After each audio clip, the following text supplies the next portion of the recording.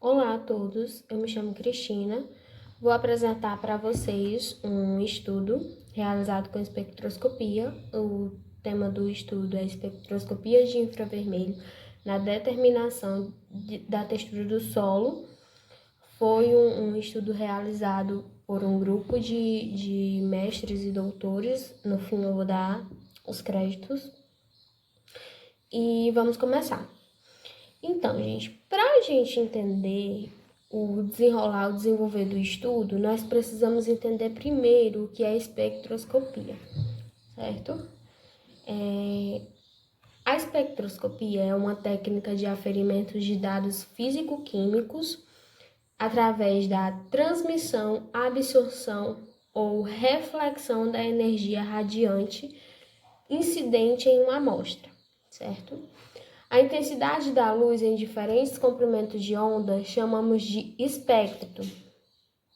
Um espectro pode ser obtido quando a luz se difrata ao atravessar um prisma ou uma rede de difração, ou mesmo gotas de chuva, como no caso do arco-íris. Bom, gente, esse estudo ele teve como objetivo construir modelos de calibração em NIRS, que é mais chamado como infravermelho próximo, e DRIFTS, que é chamado também de infravermelho médio, certo? Para a quantificação das frações de argila e areia em amostras de solos de classes diferentes. Os solos que eles estudaram foi latossolo vermelho, que foi o que predominou, nitossolo, argissolo vermelho e neossolo quartzarênico. Eles buscaram também avaliar qual dessas duas técnicas era mais adequada, né, o infravermelho médio ou o infravermelho próximo, para a finalidade, e assim como a interferência do agrupamento de amostras e da seleção de variáveis espectrais na qualidade desses modelos. Para isso, foram apresentados valores de referências obtidos pelo método do densímetro, certo?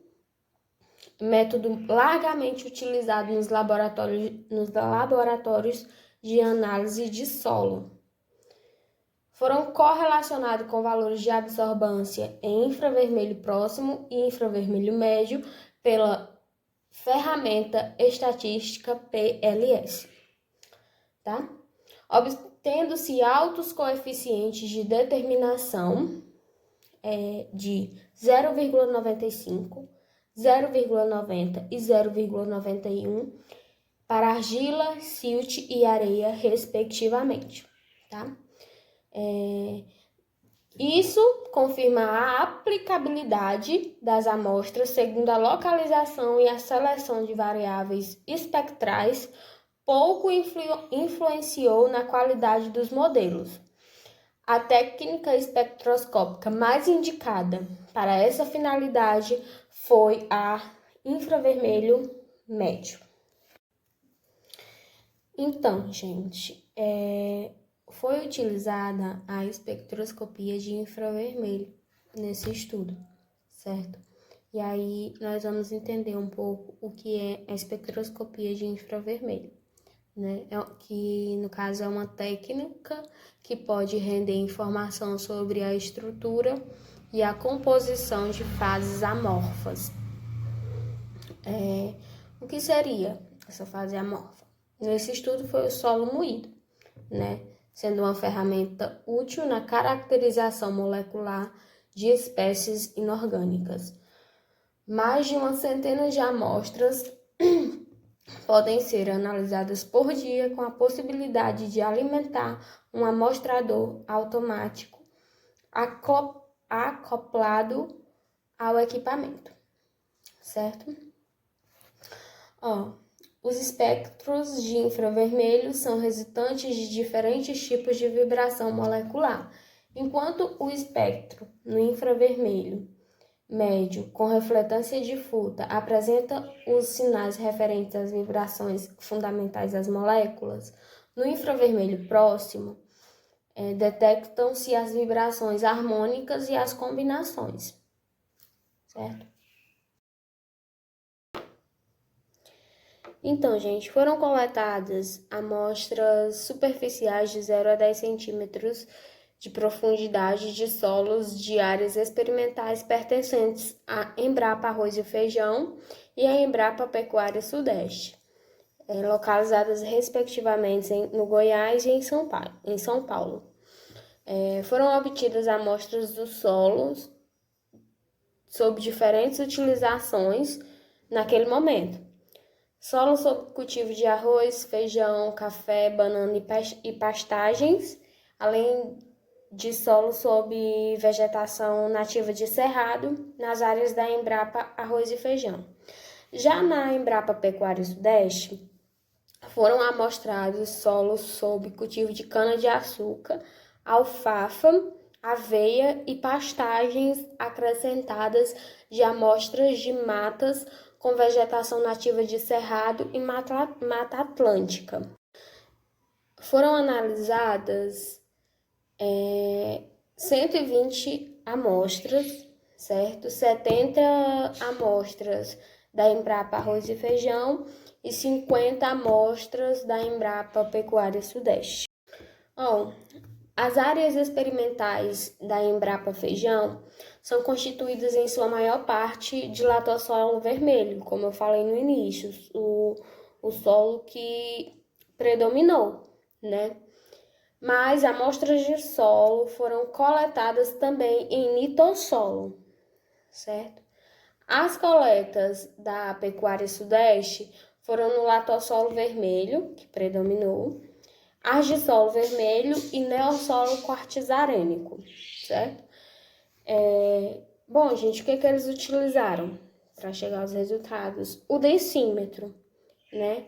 Que foi utilizado para determinar a granulometria do solo conforme Embrapa. A densidade da suspensão do solo foi determinada após agitação manual em 2 tempos, 30 segundos e 2 horas, e a fração de cada classe de partícula foi calculada pelas equações 1 a 3. Então, vamos aos resultados, né, gente?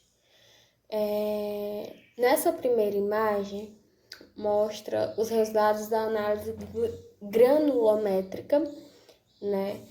E pode-se observar que os solos da Embrapa Arroz e Feijão são, em média, mais argilosos, enquanto as amostras da Pecuária Sudeste contêm maior valor médio de areia.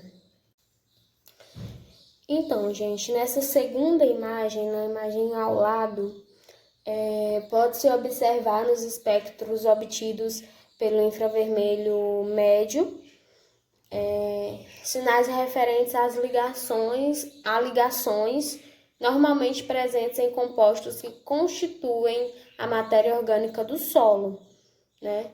Principalmente em torno de 2.900 centímetros, 3.150, 1.630 centímetros e 1.450 centímetros.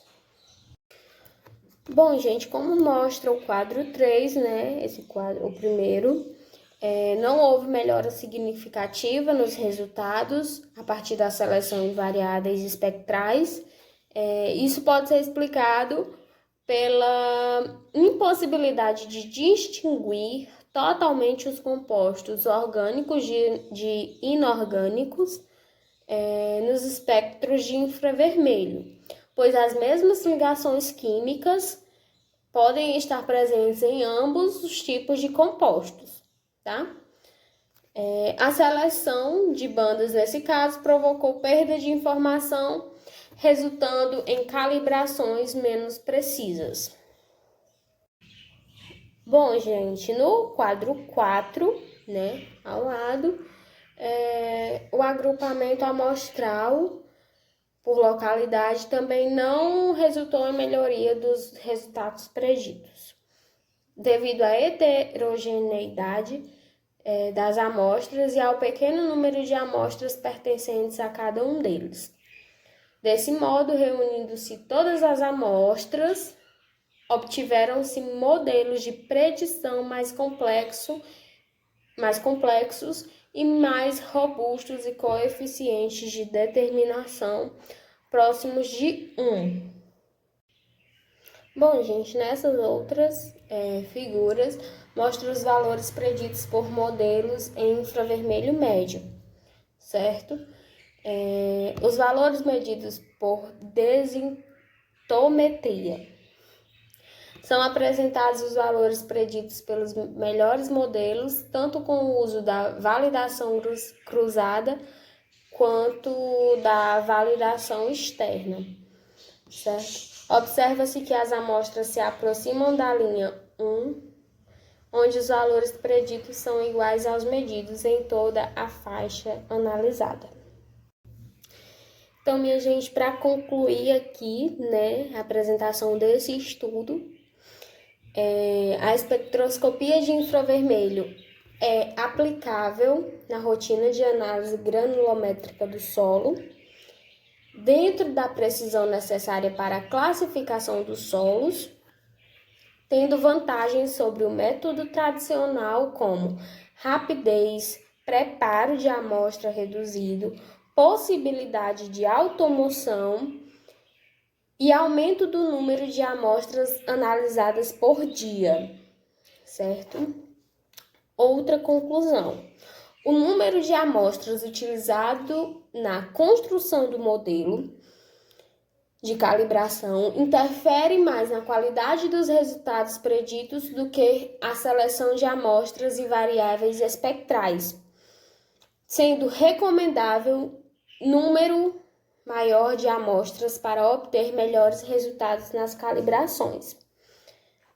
Principalmente se o intuito for reunir amostras de diferentes locais com composições bastante variáveis. E uma última conclusão: é a técnica espectroscópica mais indicada para essa análise em laboratório é a espectroscopia de infravermelho médio, certo? Tendo em vista a maior sensibilidade e precisão na predição dos teores de argila e areia no solo.